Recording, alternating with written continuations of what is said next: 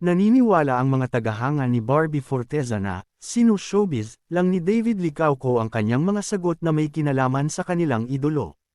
Forcing through o halatang pilit daw kasi ang mga pasweet na sagot ni David, masabi lang na may feelings siya kahit paano kay Barbie. Alam naman daw lahat na may non-showbiz girlfriend si David. Taliwas ito sa naunang deklarasyon ng pambansang Ginoo na break na sila nito. Hindi ma-take ng mga fans ni Barbie ang binitiwan ni David sa panayam sa kanya ni Nelson Canlas. Say kasi ni David, I care about her, Barbie, a lot.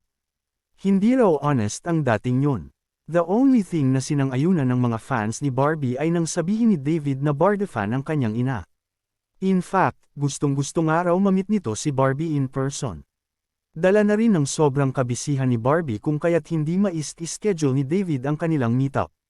Pero nilinaw naman ni David that, we need to understand that Barbie just got off a relationship, so let's allow her to heal. Again, hindi ito bumente sa mga fans ni Barbie na duda sa hangarin ni David that is, ang impulse siyang panunuyo sa aktres.